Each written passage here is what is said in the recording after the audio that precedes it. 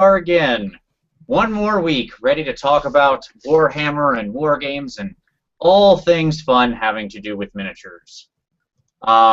Joining me, as always, is the Bone Ripper to my Thankful, Tom. How you doing today, sir? Hey, friends. How's it going? Also joining us is a guest we're very happy to have along, Mr. WarGeneral T. Tim, how you doing, sir? I am good, Vince, and yourself? Hey, I'm great, man. How's the weather up there? You're still within the states. We've had many people from farther north than you, but you're as north as we go for the states. How is it up there right now? Yeah, it's probably usual in your area. It's a little sunny, small cloud coming through. Just a cloud or two, right? All right. Well, good. Well, fantastic. Well, let's get away from the storms that are maybe rolling in outside and get to the storms that are rolling in the miniature world. See that beautiful segue, right? I mean, that was top notch. How long have you been practicing that one? That's what I want to know. Like an hour before the show, which makes how terrible it was all the worse. It's pretty terrible. Let's do some news and rumors. Tommy, what do we got coming up, buddy? Well, as we kind of rumored last week, or as we assumed last week, we have the Khorne release, the Blood Tide, coming in this week. It just sounds terrible when you think about it. Anyways, so we have the Khorne Battle Tome coming in. Unsurprising, it's clocking in at $58. And then we have a couple new character clan packs, the Scar Blood Wrath, the Slaughter Priest, and the Skull Grinder, all clocking in at the $30 mark, which is a little bit more encouraging. But it's terrible when you think that we were paying $16, $17 for characters previously. Anyway, somewhere between that and 21, yes. Yeah. But it's sad when I'm like, oh man, they're down to 30. That's so encouraging. Yes. What a deal! Yeah, not so much. So, look, Tom, all characters that do not include some form of bird creature are clearly going to be $30. That is what Games Workshop has told me. So, if it includes any kind of bird dog, bird worm, bird cat, bird dinosaur, it will be $40. But all non-bird clan packs, $30. I don't even know how to respond to that. Yes, I mean that's clearly true. That's clearly the direction that they are going. So, yeah. We have and the minis look good. I mean, assuming you like anvils attached to flaming anvils attached to chains and stuff like that. Yes, I'm showing the actual price list right now as opposed to the figs. Yeah, we also had some mail order repacks of the full old fine cast stuff. I thought it was interesting that they were repacking. Skyla, I don't know how you say it, the big crazy, Chaos Spawn, the named Chaos Spawn, and then Volkia, that they re-released both of those. Do you think that should be taken as hard confirmation that these two are still around? If they're repacking, I think so. That seems to me like that's where they're going. So, but if it's mail order only, which is what those are, I don't know that that's the case. Does that make sense? I think that's different. Mail order to me says that they may not be around. If they're repacking and putting back on the shelf, they certainly are. Gotcha. Yeah, these are repacks, mail order only, all the red ones right now. Yeah. That tells me that they have stock that they still want to sell. Just trying to get rid of it there. They are repacking the obviously the Blood Crushers, right? Or the Skull Crushers. Well, hold on. Whoa, wait a minute. They added the word mighty. They did? Increased the box cost by $40. Now, they doubled the number of miniatures you're getting in there. So yes. Price per miniature is lower, but you're buying 6 Blood Crushers now. Yes. So, it seems a little bit fishy to me. That's all I'm saying. Gotcha. Any guess on why they would do that? Just too many of them sitting around? That seems hard to believe. Skull Crusher seems pretty positive. I find it hard to think that... What do you think, Tim? Yeah, Tim, any idea? Why do we suddenly get 6 Skull Crushers or Blood Crushers or whatever in a box for $100 instead of 3 for 50, 60? Well, my Skull Crushers tournaments, we're talking here, I've seen at least 4 in a unit, as a unit. Right. That was with the 8th edition. And same with Morphine and some other big calves, it's usually like 4. That's what I've seen as a unit, so why not 5 or 6? There you go. You're saying in a world of Age of Sigmar, why not 5 or 6, right? Just take them all the way. The War Scroll is 3 though, right? I think it is min 3. Yeah. Hmm. It's a strange repack that they went for that. And just in case our viewers are curious and want to know what these new clan pack people look like, here we go. So we've got the I believe the guy on the left is the priest, right? And the guy on the right is the other one. Correct. Yep. So Tim, what's your opinion on these 2 new models? Do you like the guy with the giant flaming anvil? Yeah, it looks like a pretty good anvil. I'm scared with him. The other one, he looks kind of weird looking. He does, doesn't he? Yeah. What's that on his shoulders? Is that horns or is that? I think that's some kind of weird. I don't know. Is that Tom? Have you seen another picture of these guys? I haven't seen another picture. I have. I don't know what it is though. I love it. He has like a spinal column protector on his back. Oh yeah, that's right. Yeah. And so it's like a rib cage on or something along his back, his spine. And what I would say is that like I like his proportions. Like he's oddly like misshapen, and I like that. Like I wish that they went that direction more with some of the chaos infused humans. Yeah. Both of these guys are honestly a little strangely proportioned, right?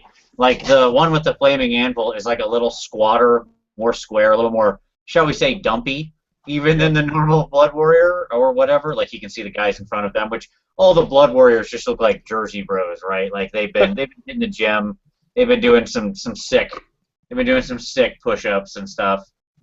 This other guy, he looks like Lurch found a big axe, like the guy on the left. Yep. It's absolutely true. Which Yeah. I'm digging. Like again, like I like that look. I don't know why. All right. It's like an Igor. So what you're saying is that your ideal army is a bunch of weird, misshapen, oddly proportioned chaos, sort of freakish humanoids. No, I think that's terrible. And that's also why I play elves. But what I'm saying is that I like for what this is. I like that visual distinction for this type. That's what I'm saying. Sure. You know, I've heard some people complain about like Stormcast characters and other things like that that they blend into your regular army too easily, right? Like if you just start having them there, you kind of like lose track of wait, which one was the character on the board amongst all your liberators and retributors and such. I think this is probably something to make these guys stand out. Yeah, kind of the one with the axe too thing. It's like it looks kind of like the exalted hero a little bit, with less armor, shows off more his muscles, body wise, and the head looks pretty much the same, like the. Yep. So just a redesign of that. Absolutely. Yeah, I think that's a really good call. I think he does very much look like, it's sort of like the aspiring champion, but he got a lot of his armor knocked off him.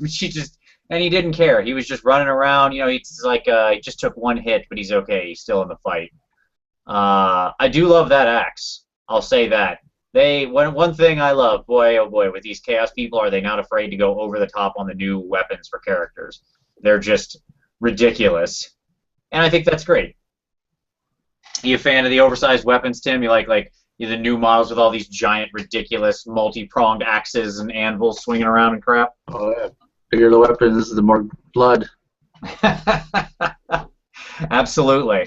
Yeah, I mean, that is one of the things I've got to say aesthetically they've sort of made a choice of that I really like.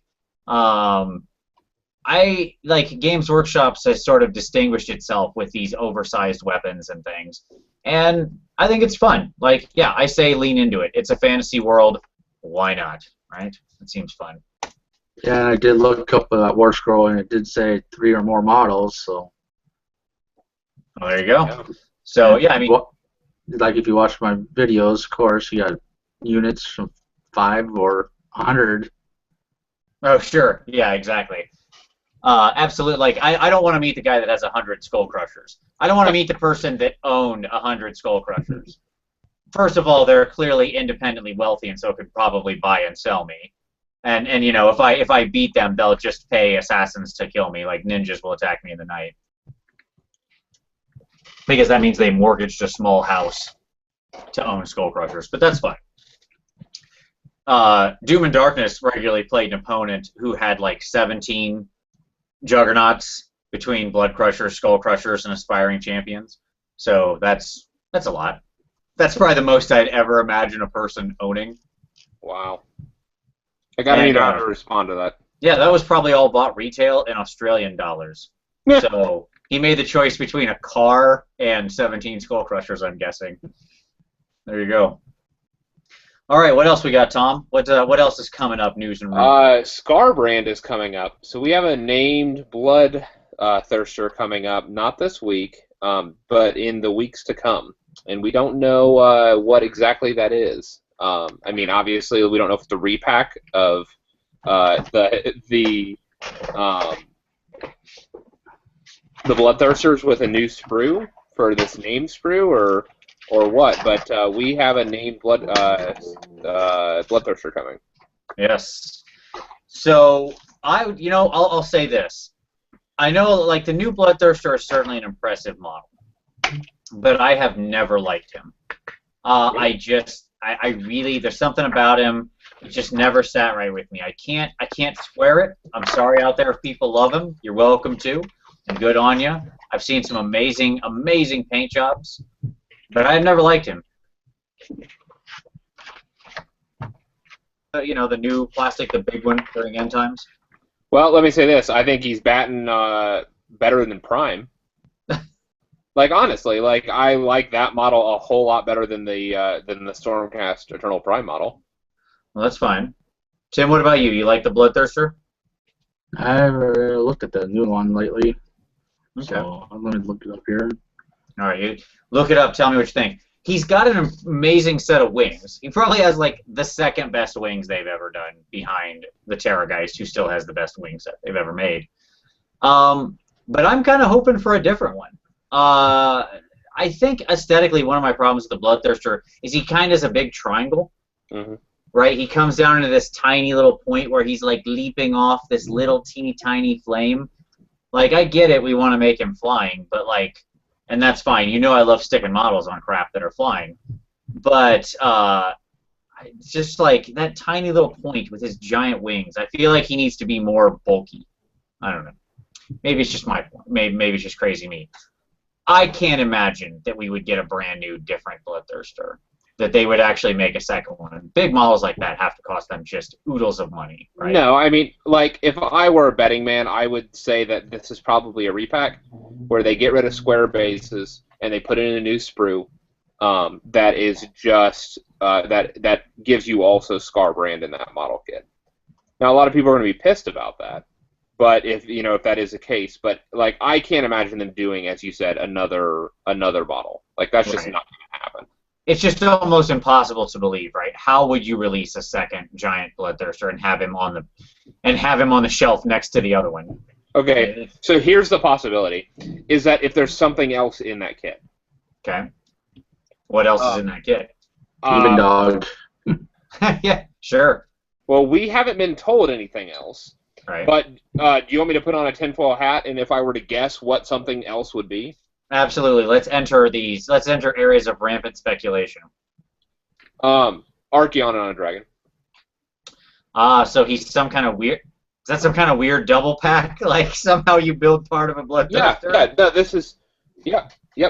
This is what I'm saying. Like, so we had heard coming down the line was a very, very large Archeon on dragon. Okay. On Chaos Dragon, and we've heard this for a while. It came out at the end times, and we just haven't seen it. And they talked about how this would be the perfect time to do that with the Blood Tide. At the end is kind of like a culminating model. If this is the last week of releases, or like if that will be the last week, so not next week, but the following week, which would be the last week of September, moving into October. Yep. Which like Tower already beginning to leak, so we know that Tower comes. Yes. So the question is that the release would have to be at the same time. If Archeon is going to drop with a dragon, that would be the week that he would drop.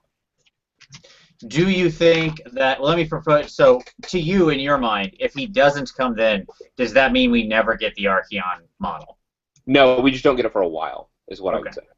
Because the Stormcast book, sort of, and the quest for Golmaraz and all that, where it's leading, is there's the discussion that Sigmar is turning his eyes back to All Points, and All Points is held by Archeon. Right. Right. So could that be like the next campaign we get an Archeon? It absolutely could be. I mean, yeah, that is a distinct possibility that's where we go next. Sure. All right. Good stuff. I like it. So other sort of general news and rumor items and everything, just kind of all of that. The Total War, like sort of live, or not live play, but yeah, I guess it was kind of a play. Trailer released. Tim, did you get a chance to look at that Total War trailer at all? When was this released? Oh, I don't know, just like today or yesterday, pretty recently. Well, I know I've been watching them pretty regularly that they're coming out, so no, not in the last few days. I haven't seen anything new. It was dwarves on orcs. Yes, dwarves on orcs. Are you are you a fan of the Total War? Are you looking forward to the game there, Tim? Well, it looks very interesting. I most likely would get it myself. Yeah, this has been the trailer, honestly, I've been waiting for, because if there's one thing I hate for a game, it's a cinematic trailer. Like, I know that sounds stupid, but I just feel like at the bottom of the screen on every cinematic trailer ever, there should just be a thing flashing across that says, actual game will not resemble this in any way, shape, or form. Right? Like, it's the biggest... how do we let it happen? If there was a movie trailer that just was 2 minutes of nothing that was like the movie, just nothing, just none of those scenes were in the movie, wasn't anything like the movie, it was like 2 minutes of a Disney princess running around, you know, singing to squirrels and crap, and then you went to the movie and it was like an Eli Roth snuff film, you wouldn't put up with that, okay? Let me point out that's what the trailer. Hold on, that's what the trailer for Frozen was. I don't know if you saw the trailer for Frozen. The trailer for Frozen had nothing to do with the movie. It was Olaf and Sven chasing after a carrot. That was the first teaser. Yes, they really showed off the snowman guy. But coming up to the movie, they had trailers with the girls. But gameplay trailers, you just get away with it. Right, you could just like show any old thing. Like I loved those trailers for War. We talked about those recently.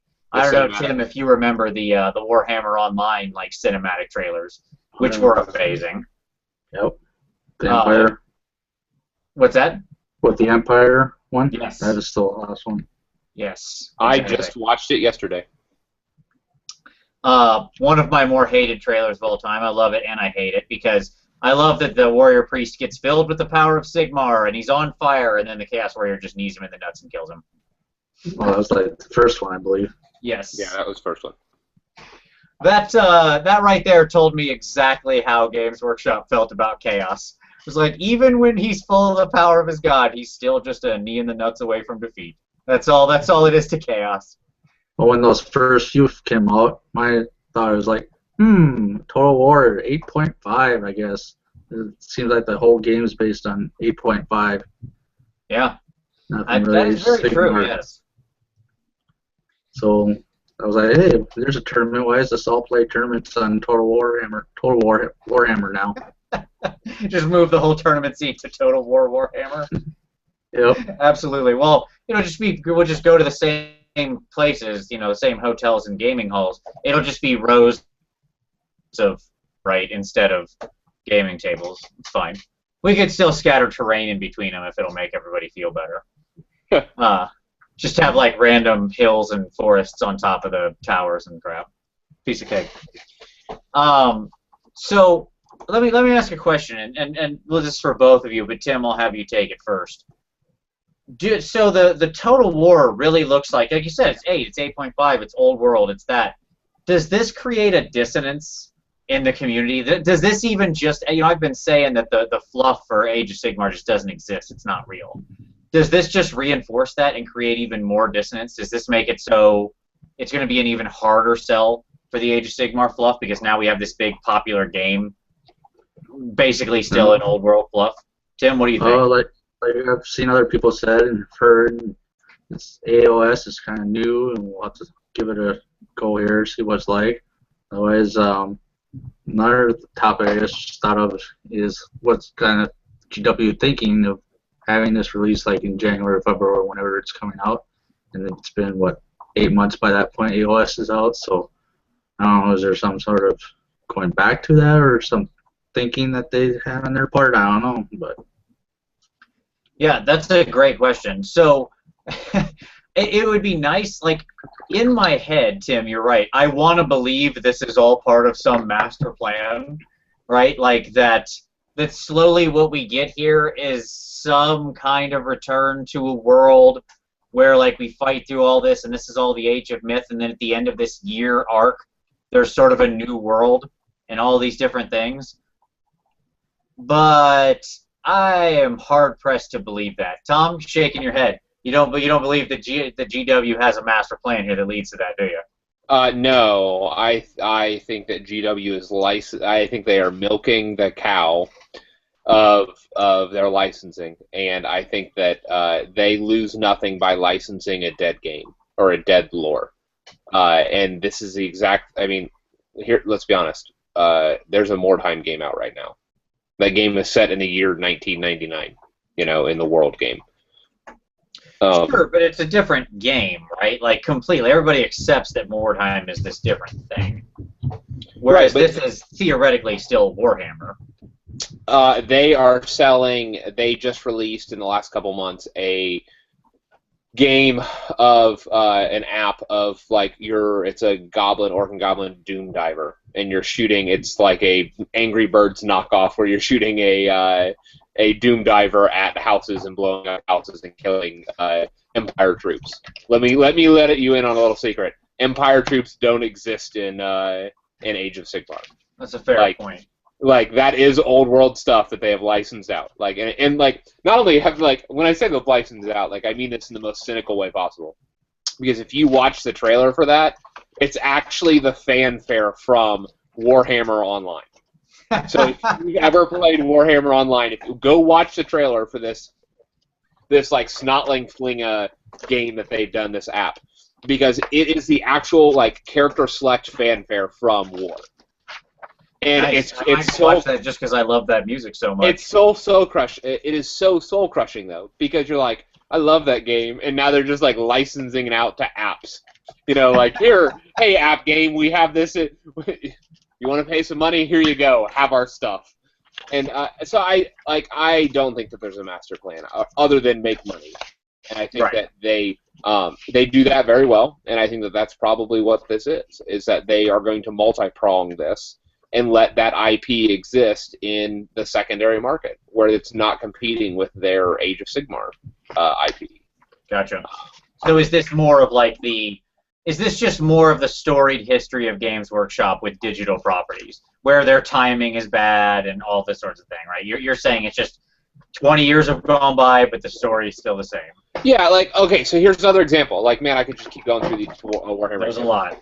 I just got an email a week and a half ago, which is my beta invite for Vermintide, which is a game, a first-person Warhammer, like a first-person shooter style, where it's set in the end times, as part of fighting against the Skaven, the outpouring of Skaven. The end times is over. Sure. Like that, again, that's still all old world. I think we know how that game ends. Oh, right. That's like watching the prequels. Yeah, and like that's the thing. Like that's in beta testing right now. Sure. And so it's going to release 2016, I think they said. Yeah. All right. So, yeah. All right, got it. Let's turn to some other news. So I got on Twitter. I saw a new hobby or a new compact came out this week for AOS from Hobby Killer, and I will throw a link in the description after the show. This kind of will set us up to talk in tournaments for AOS later. But I'll put that link in there. It was a really cool compact for AOS because it's a. Wow, did you probably make a mess? Yeah, I don't know what just fell, but I bet it's a lot. So it's a pretty standard pool choice mechanic. But what I liked about it is what made things cost more pool choices. Mm-hmm. So it was things like having rend, doing damage higher than 1, casting summoning spells, having ranged weapons, and everything was cumulative. So like, and you got, for one pool choice, you got whatever the minimum was on a war scroll, right? So like one group of 10 clan rats is one pool choice because they have nothing special, right? That is to say they have no rend, no higher damage, no spells, all that garbage, right? Yep. But units that like Giselles, for example, who have rend, higher damage, and missile weapons were like 4 pool choices. And so then what was nice is you brought a certain number of like total pool choices and then play each game is a lesser amount, right? So like 45 total, 30 is what you play, or something like that.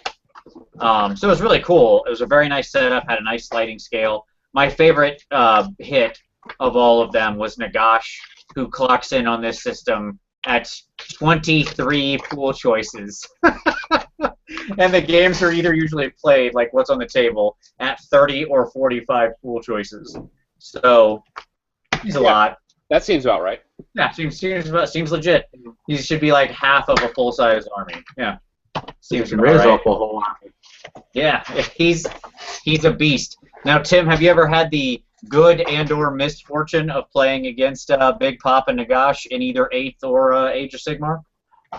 If you look back at my videos, there's the very first Age of Sigmar, it's End of Times, where we have Glockin versus Nagash, and Nagash raised those Tomb Knights, snake guys. Yeah, the actual skeletal knights or whatever, the snake surfers. Yeah, they like 8 of them behind Glockin. He's initiative 1, and he was gone in that first turn. Oh, he raised the actual sepulchral stalkers, the ones with the halberds that do the stare and attack. The stalkers, yeah. Yeah. Oh, sure, they just vaped Glockin. Right, absolutely. They all gave him. They just Care Bear stared him real hard. Oh yeah. I will make sure to link to WarGeneral T's channel, of course. So if you want to go back and watch that video, you can. Just look for the link down below once this is posted. Yep. So if you're watching this not live, or come back to it in the future, whatever, that's fine. It will be down below. So yeah, Nagash, he took out Glockin in 1 turn. Oh, that is sneaky. Of course, sneaky. Of course, that was my last video with AOS. I have Glockin again. But of course, he doesn't do anything. He did get in combat, maybe killed 1 or 2 guys, but that was about it. He was just there for his abilities and whatnot to give to the other guys. Sure. Now, are you fairly impressed by him in Age of Sigmar, or are you a little let down by Glockin in Age of Sigmar? I'm still 50-50 on that because, of course, his abilities mostly came into play to give my other guys boosts and whatnot, but in combat-wise, 1-1, I haven't really encountered that yet, so it's kind of 50-50. Gotcha. More testing required is what it sounds like. Well, I look forward to seeing some more with that, absolutely. I want to see more of Big G on the table. He really is just a beautiful model, and I like having him out there. I mean, I personally hate the Nurgle aesthetic, but like he is an amazingly well-sculpted model. My personal sensibilities aside, that model is beautiful, right? All right. Also, I wanted to give a quick shout out to Tyler Emerson, who sent me a really nice sort of list of links of various reviews of Age of Sigmar and discussions of it around the community, which I thought was really good because obviously Nova 2015 recently ran Age of Sigmar as the format for their tournament, so that also ties in. And one of the sort of co-organizers of the thing doing a nice blog series sharing his thoughts on that. So I will put those links down below as well. And everybody thank Tyler for that. And so thank you, Tyler. and I thought it was really good. Everybody should definitely check out the AOS thing. It was neat. It would look like a really fun tournament. Also, if you like Star Wars stuff, there is an awesome picture of a full-size Star Destroyer in there, built to scale of the X-Wing minis. Wow. And it's freaking massive. Hey, there it is, BB-8. What's up, buddy? Do you have the toy? Do you have the actual BB-8? No, probably tomorrow I might pick them up, see if they're in the store again. Oh, man. Awesome. Awesome. Yes, it's the best toy maybe ever made. There's just nothing cooler in the history of the universe. That is simply the best toy. All right. So everybody can check that out. So I think that probably wraps up our news and rumors and so on. So let's move on to some hobby time. So Tim, what have you been working on lately, buddy? What's been on your table? What's been taking your hobby attention? Well, like I mentioned in the Pentazode, is been working on my wood elves for the next tournament coming up in next month here locally. Otherwise, from that, just trying to assemble some of my Wrath of Kings. And Tom was wondering what that Asian army is. They're called the Shadowhan. Yep. So that's my army I got from last Adepticon, finally getting them assembled. Hopefully get a game here within next month with the local guy too. And of course X-Wings. Yes, Big absolutely. Now, have you played? Have you actually got a chance to sit down and play Wrath of Kings yet? No. I've been watching a lot of the Bat Reps online and on the Cool Mini or Not channel. Yep. I will be interested for some feedback. We may have to have you come back in a little while after you've played some games and tell us about it. They do have a beautiful line of minis, and I'd love to hear how the game plays, because I don't have any feel for it. It's one of those games I've never given a chance. I've played a lot of the games out there, but I've never played Wrath of Kings. So, yeah. All right. Well, excellent. Will do. All right. Very good. Tom, what about you? What's on your table? Well, I am working on some. I've finished most of my stuff from Mordheim right now, so we're moving into the editing phase, and so I am back to painting finally, and so I am working on some of my Forest Goblins as we speak. Excellent. For me, so I just real quick before I go into my own hobby time. So Barrett left a comment and said there is a difference between an app game and Steam games made essentially for existing fans, and a premier, sort of producer and a top-of-the-line product that has reach, all throughout the market. But just talking about like the difference between, say, like the Angry Birds, Vermintide, and Total War. And he does have a point there in just reach, right, and sort of visibility in the market. And that's why I find Total War to be the most interesting concept.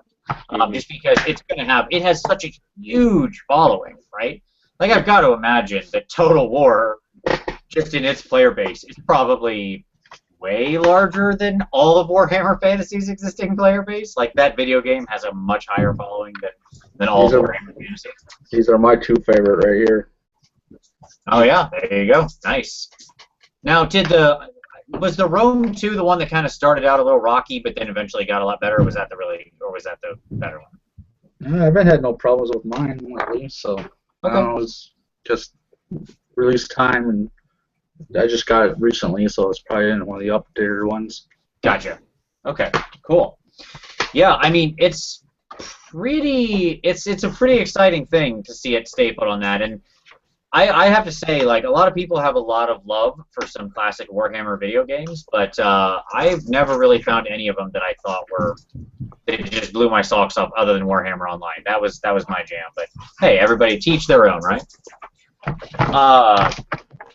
So my hobby time is working on another High Queen Calidia, thanks to Merrick, and he was nice enough to give me a mold as well for her. So if I don't get it right this time, I can try again and again. I finished up the 2 realm gates you see right there. I'm going to throw those up on the PMP later. There they are. And then, of course, after that, once I get Calidia done... Oh, it's more flying, guys. Standing on stuff. Look, Tom, this guy's on rocks and a barrel. See? He's on different things. He brought his own barrel. So, for those of you that didn't watch, you watched the paint episode, the more time paint episode that we did this last week, where I, near the end, just spent like 20 minutes bitching about how all of Vince's flying guys are basically like flying around a junkyard wherever they go. Yep. I purposely put that guy on a barrel just because you said that. I was like, I have to find a random piece of detritus in my collection and put it in there. That being said, come on now. Look at this dude. Look at Superman here with that pose. You tell me that's just epic right there. See? Look at him. He's taking off. That's one of the better ones you've done. He's ready to stab some dudes.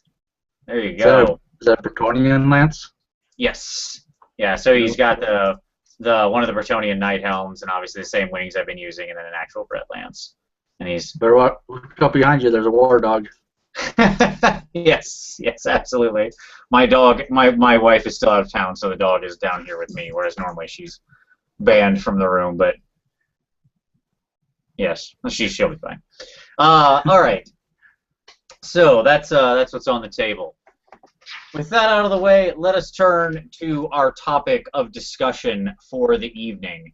And what I wanted to talk about tonight is tournaments.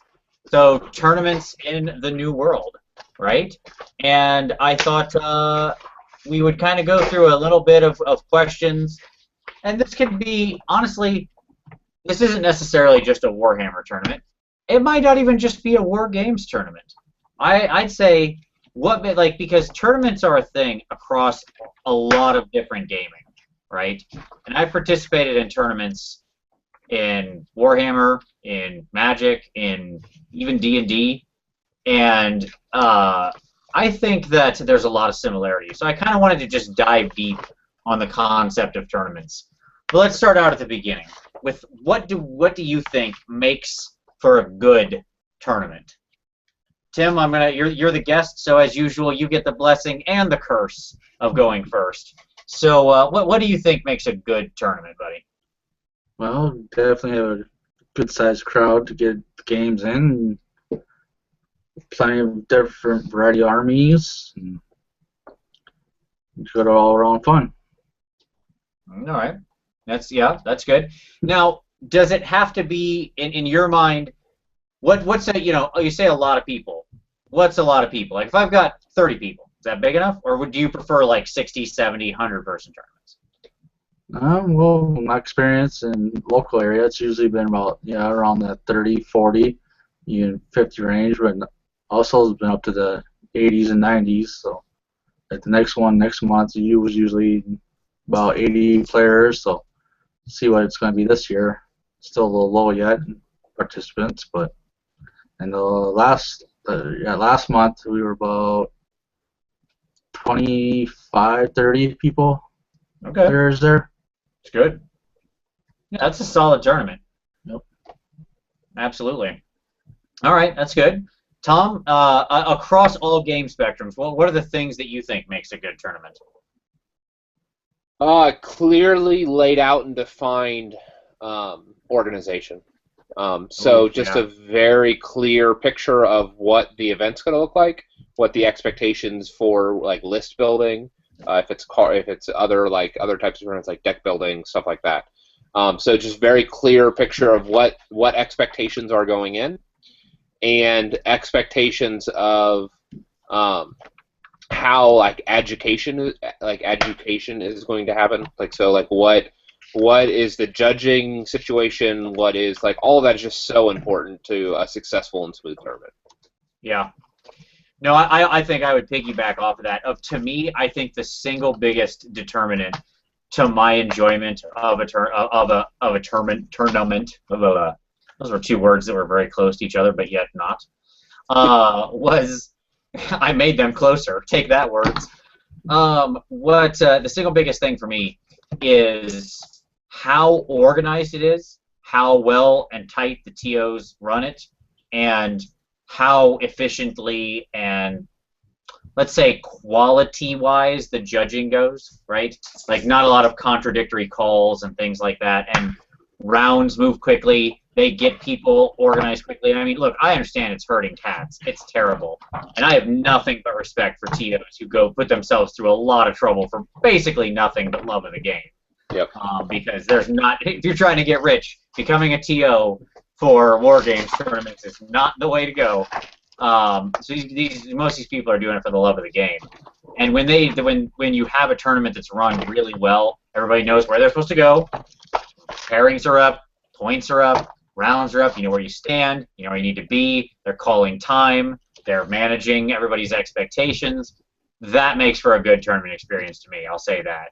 I'm sure we might be remiss if we don't mention this, but I'm sure extracurriculars are probably also a big deal for many people. If you follow a lot of the tournament crowd on Twitter, you will know that, like, so when Clash of Swords happened recently, they had like go-kart racing the pre-night before the event, which I thought, now that was something I could get behind. Not being a drinker, most of the time that's usually what the extracurricular activity boils down to. It involves getting at more or less pass out drunk and then still being able to play through the next day. That's a skill set in and of itself. And much respect for people who do it. I'm too old for that. All right, there you go. If you out there, as usual with all these subjects, if there are other things you think would make a good tournament, or you need to see, or that make tournaments good, put them down below. Continue the conversation. All right. So I think it would be nice to have a fun anecdote session from tournaments. So I did pre-warn both of you that this was going to happen, and so I'll open it up. It doesn't have to be Warhammer tournament. This can be any tournament you've played of any game ever. So you can bring in, X-Wing or even non-miniatures games or anything like that. Just a fun story. So Tim, do you got a good story for us? A happy memory or something entertaining that happened in a tournament? Oh, well, I guess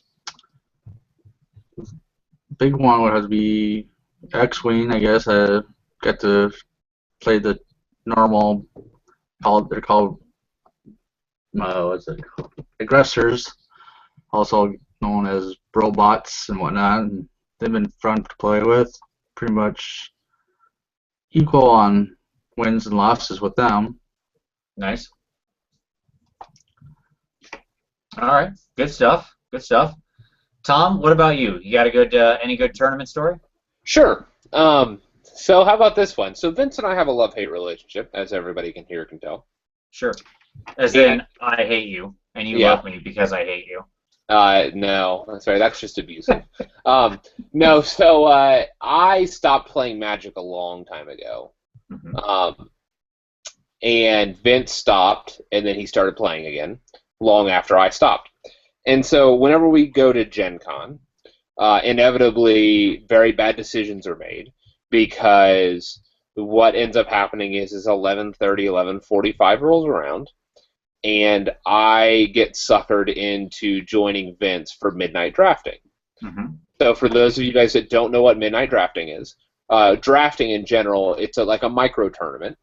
And so basically what these are it's like 8 players sit around a table, a bunch of decks get opened, you pick a card, pass the deck to the next person over, and yada yada, and you keep going. And so you draft a deck out of a bunch of packs, and then you basically are playing for packs. And so it's a single elimination. 4 people goes down to, or 8 goes down to 4, goes down to 2, they win. And so whenever this would happen, I would make Vince buy my entry fee, and I would just give him whatever cards that I won. And the best experience is not having picked up Magic for I don't know, like not having played like 8 years at that point in time, and walking in and smacking Vince around during round 2, going into the championship with his own entry fee and cards. So it's a good feeling. You're welcome. Smack around is a bit extreme. That's it. You did win a game. Congratulations. Yes, I'll give you that. I was in it. I don't know if smack around. We might be rewriting history a bit here. All right, that's fine. That's fair. That's cool. I will tell my story that I'll take.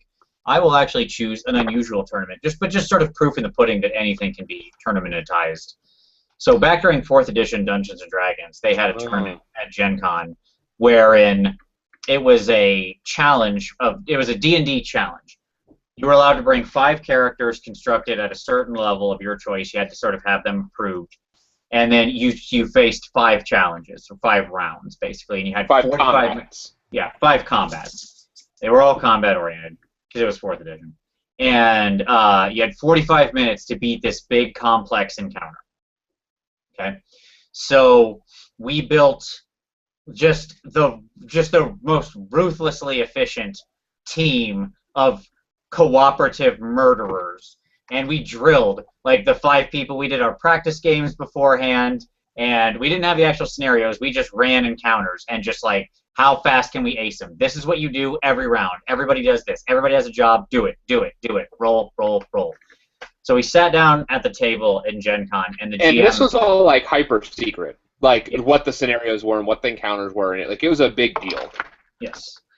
Couldn't be known. Was super secret. So we sit down with our 5 characters, and the GM like flips a piece of paper over the top of his GM screen and has a bunch of hash marks on it. And we're like, what are those, of course? And he's like, oh, this is all the people I've killed today. Nobody's beat the thing yet. We're like, okay, cool.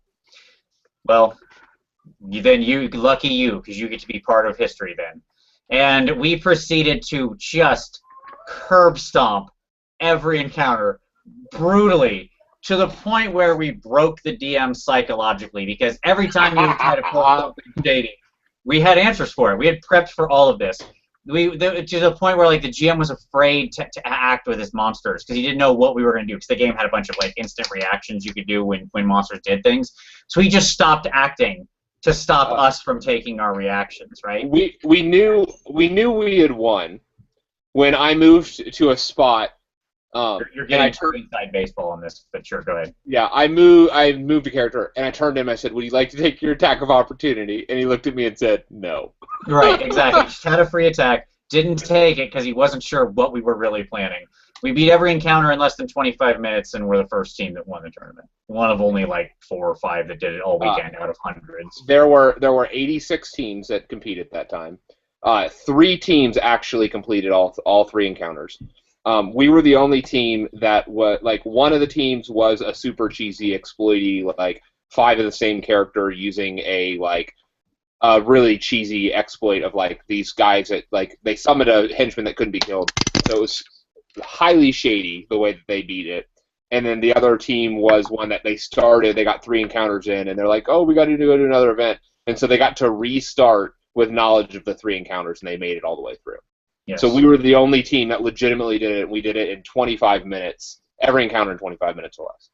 Yeah. It was a lot of fun. So you can have fun with tournaments with anything. That was just the brutal beating of a tournament. What were you doing, rolling 20s all the time?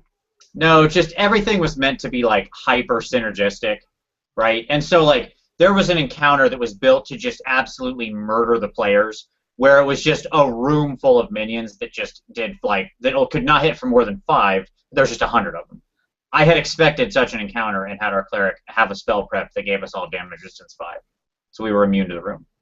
We just killed everything in it and walked through, right? Like it's just things like that. I knew the kind of crap they were going to pull. And some of them were just ended up being smart plays. Like rather than doing the normal hack and slash, a properly timed bull rush, something that nobody actually expected, ended up turning encounters, stuff like that. Yeah. So, and I think that segues into another thing that I really value about good Warhammer tournaments. And it was, what I will say is those encounters were mostly pretty well designed, and those match up perfectly to the scenarios, right? You see in Warhammer, like, I think what another really important aspect of a tournament to me, and we didn't touch it the first time around, but is the scenarios. And it's tough to design good scenarios for a tournament, because they need to be right in that sweet spot of like complex and challenging enough to be interesting, right? As opposed to just like hold table orders. Okay, whatever, fine. Like that's cool. You should have something at that like bare minimum, but that's not really interesting, right? But it's really easy for too interesting to become too complicated.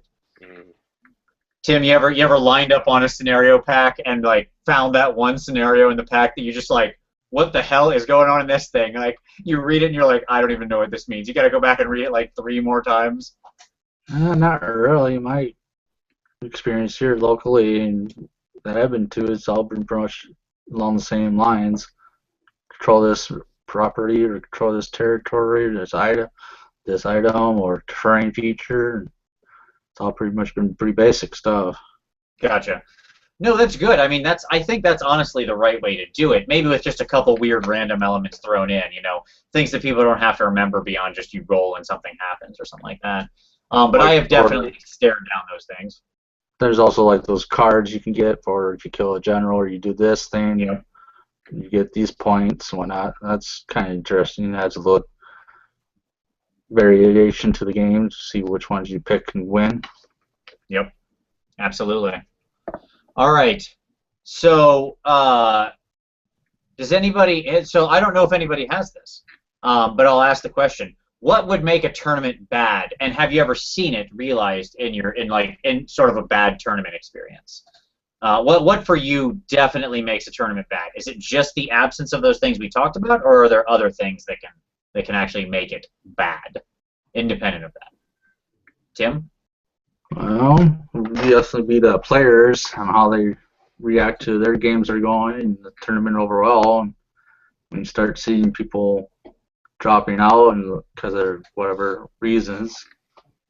Otherwise, then of course your own results at the end. Sure.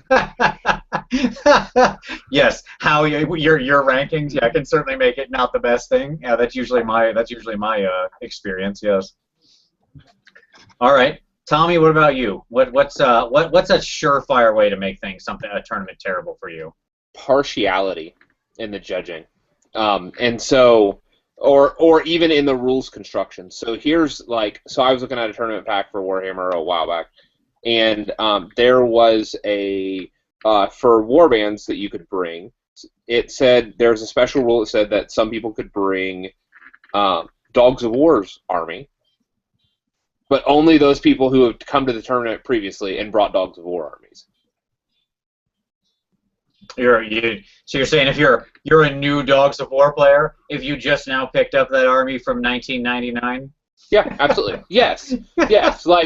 Because what that says is that the playing field is not even, and that some people have access to things that other people don't. And not sure it's anything good, but sure, I'll agree with you. No, and that's fine. And you know what? That's totally true. But for me, that spoils the entire batch when suddenly I realize that some people are playing a different game than the rest of us. All right, interesting. Fair enough. Okay. So for me. Other than the sort of antithesis of what I stated before, which is disorganization, which drives me up a wall and back down the other side immediately, right? When things are chaotic, you don't know where to go. Rounds start late, go late, you're rushing. All that is just bad. In old 8th edition, I would have answered 5 rounds of battle line. Like, I would absolutely, that would be, in the 8th edition world, that was like my least favorite thing in the world. 5 rounds of battle line, like I'm just ready to bang my head into the table. Come on, spice it up. Let's get a little caliente, right? Like this is such a varied game, and I think the same is true. Age of Sigmar, Kings of War now, whatever, right? I mean, it can't just be let's both line up our armies and go smash in the middle. If that's the case, then let's just both sit down at the table and we'll each throw a die and whoever rolls high wins. We can save ourselves a lot of time, right? I want some other layer to be going on there. So yeah, I think that's definitely a bad one for me. I also think that one bad player, like somebody who's really pushing it, can really sour your whole experience, right? If anybody, I think of if everybody remembers Ant's video he made, the Sustainable Center, when he made the video about the worst sort of experience he ever had in a tournament. And the player was just didn't care, was acting very rudely. His models were, he had 40 mil monsters like Beasts of Nurgle that were just combinations of 4 20 mil bases that the guy just put together and then moved them around and said, this is a Beast of Nurgle. Like, not even a replacement 40 mil model, just 4 like Empire Spearmen that he just pushed together around, right? Like, I understand some people proxy and stuff. That's cool. But boy, oh boy, is that really pushing the limit of good taste. Just things like that. Mm-hmm. Like, have some respect for your other people at the tournament, folks. Come on. Come on. All right. So that brings us into the new age and tournaments. Let's talk about our current state and tournaments all around. So obviously, well, maybe not obviously, but so I don't know if you both saw it, but the South announced that all of their tournaments are going Kings of War. I think Unplugged also is going Kings of War. I heard that. Yeah. Heard you mention that. Yes. So the South is so like what Bayou and Alamo and all those. I can't think of the full list off the top of my head, but that whole list will be Kings of War. I thought that was interesting. And they polled their players. Like, that's just not like that's not an executive decision. Like, that's what the community decided on. Yeah, absolutely. Now, I think I remember looking at the poll, and in the poll, like, Warhammer is like, what I found interesting about it is if you look at the Warhammers, they allowed all the Warhammers, right? So there was like Warhammer 8th, 9th Age, AOS, Kings of War. So did Kings of War, do you think, benefit from the fact that, like, the Warhammer vote was split in a couple ways? No, because those are different games. Sorry. Like 8th and 9th were two separate options? Yeah, I was going to say, like, 8th and 9th would be the two that would be competing in my mind. Like, for those that want to stay with 8th or those that want to upgrade to 9th. So, yes, that might have split the vote. But Age of Sigmar and 8th, like, those are two different crowds. Sure. No, that's fair. I think they allowed multi-voting. I think they said, like, choose any and all that you would do, but, like, rank them or something. I don't remember exactly how they did it. They did a pretty smart poll, but I still wonder if it's easier to just latch on to Kings of War, right? Because with Warhammer, there's a lot of noise. You don't know where it's going to go, right? There's a lot of, like, whether you're talking 8... Not only that, like, yeah. there's the What's that? Sorry. I was say, like, I had a lag spike. So not only that, like, there's also an authority fallacy in that, because divorce themselves from the responsibility of the content of the game. And what I mean by that is this. With 9th Age, that's like a player-run balancing thing and, by committee or whatever. And so there's, like, some onus, and some people are going to be...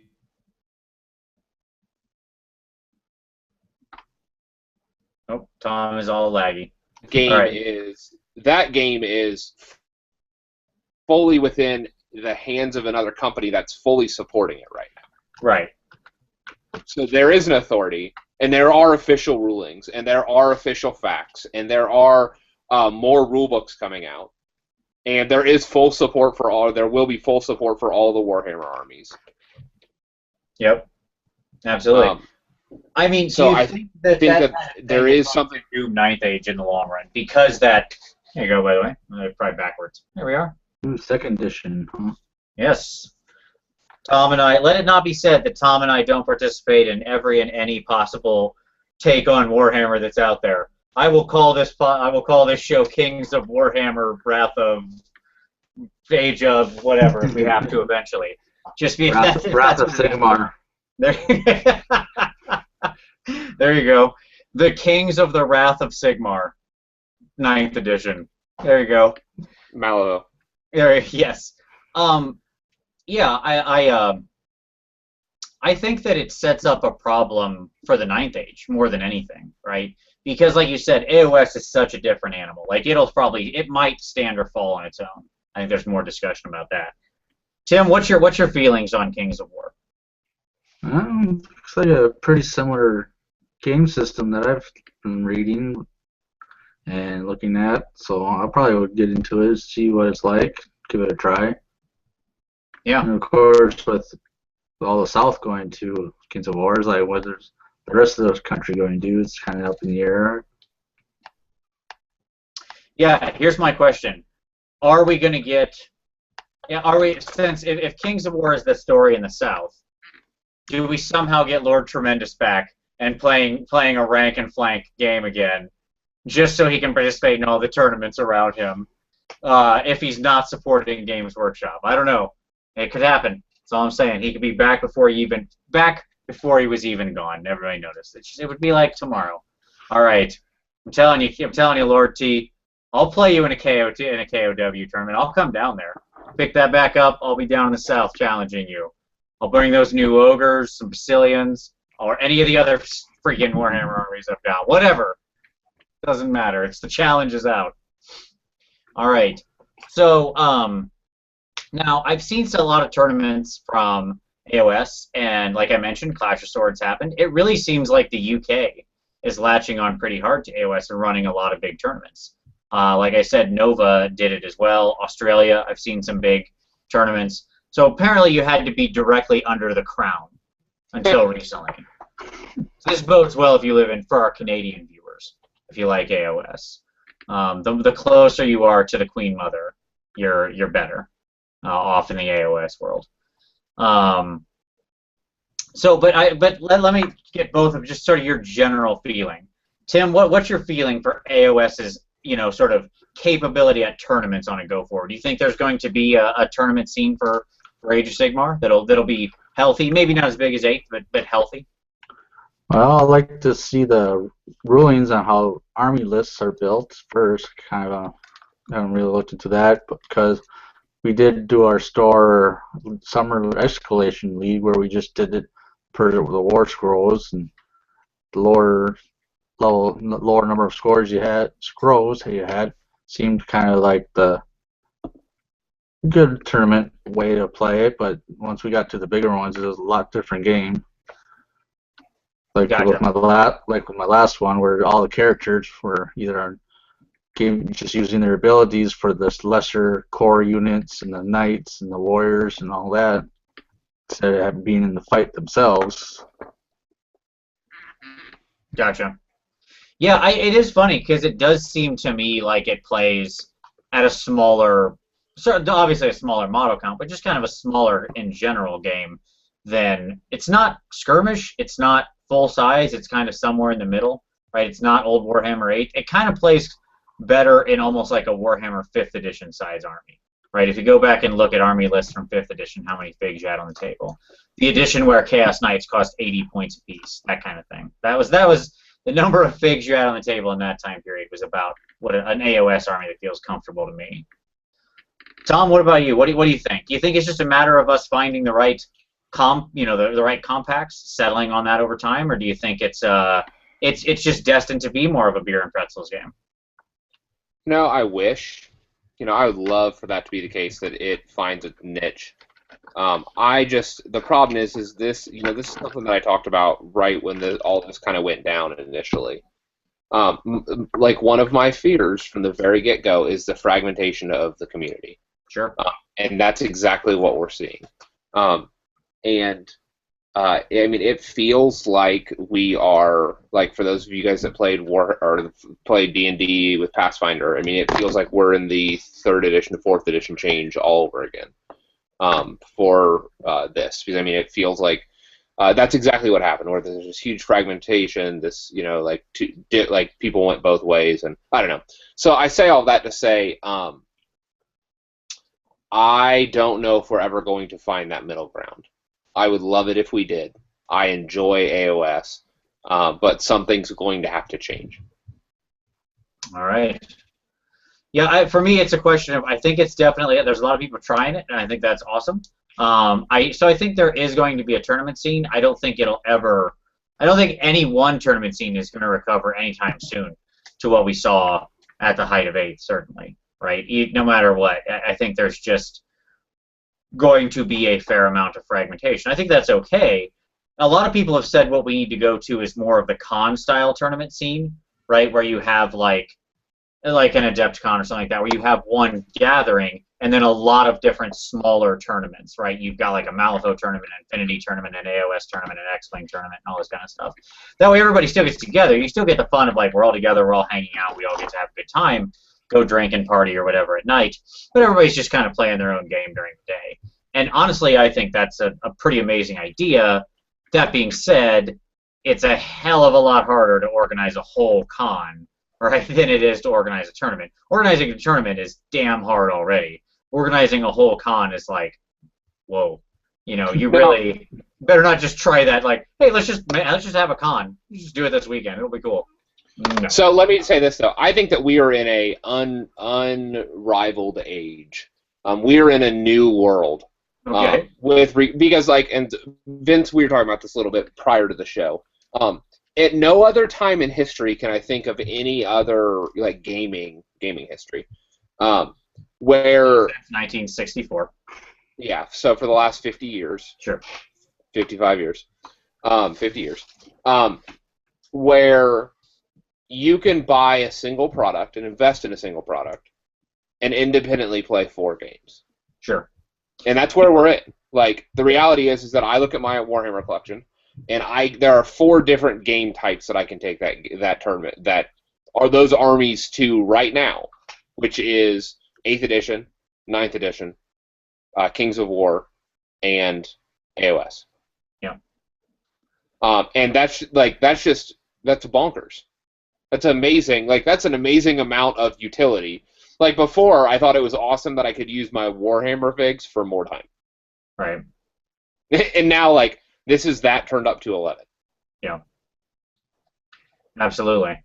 So if you're a tournament player, man, like, now you have 4 different communities that you can hop in and out of.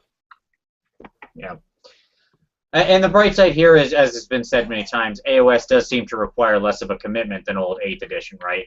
And just the sheer size and scope of the thing. So if you want to get into a couple other games, hey, it's not that hard for once. All right. Yeah, very good. Will, I think the long and short of that is time will tell. Tim, any other thoughts on tournaments we didn't get through that you wanted to cover there, or to mention? Expand. You got even the history, like you said, is last 5 years has been a big explosion. So yep. It's not only Warhammer or these other ones we mentioned. Nerds that play these games, there's other games, card games and whatnot. It's really big. So it's pretty much the entrance of the golden age. Yeah. Maybe we'll enter a silver age. That's fine. Silver's still pretty good. I'm all right with it. Here's what I would say out there to the community. You know, the community exists because a bunch of people will it to, right? It's not. It isn't a thing on its own. It's all of us together deciding to take part in this thing. And so if you want to see this tournament community thrive in any of these games, and you see a tournament near you, go support it. You know, go out, ask if you can help, play in that tournament. Nothing helps like just getting involved, right? So I would say go out there and give it a chance. And understand that it might not be perfect as a bunch of new people try new tournament types. That's okay. Go along on the journey with them, and consider yourself part of sort of the grand experiment here over the next 6 months to a year, as we all collectively figure out what the heck we're doing with our hobby and our time. And remember that, hey, if you do that your one fig does work for those 4 games. And if one doesn't tend to work out, you probably got somebody else waiting for you on the other side. So there we go. That's what I would say. All right. So that sort of brings us down to the end of our time. Tim, any closing thoughts? Not right now, no. All right, man. Tom? We've been saying it for a long time that more time is coming. Yeah. And we're not lying to you. Nope. It really is. Yep. And it hasn't started yet. We haven't excluded people. This is not there's not an exclusivity club that's, people that have been selected. It really, we are at the point where we're putting some finishing touches on it. We're doing some editing and formatting, and then we will have a very large PDF ready for people. Yep, absolutely. So. We are in the very, very close stage, so yes. So look for that PDF, and once we put that out, again, we really do want as much feedback as possible once that PDF goes up. And take it, play it, break it, yell at us, whatever. We have 55 warbands that need to be tested. Right. So, and we didn't do that. So there you go. I didn't test 55 warbands. I'll tell you that right now. That's why we call this alpha. This isn't even beta. This is Mordheim Age of Alpha Sigmar. All right. So look forward to that, and we hope you all will enjoy when that happens. Tim, thank you so much for being here tonight, buddy. Absolute pleasure. We're happy we're finally able to get you on the show. Thank you. Absolutely. Like I said, I will have a link to Tim's channel down below so you can go check out those battle reports like he mentioned. I'll also put a link out to Hobby Killer's comp system, which, like I said, I think is really cool, and you definitely want to check out, as well as the links to the Age of Sigmar tournament review at Nova and things like that. So all those will be down below for your viewing and perusing pleasure. But as always, thank you all so much for watching. We love having you every single time. And as always, we'll see you next Wednesday.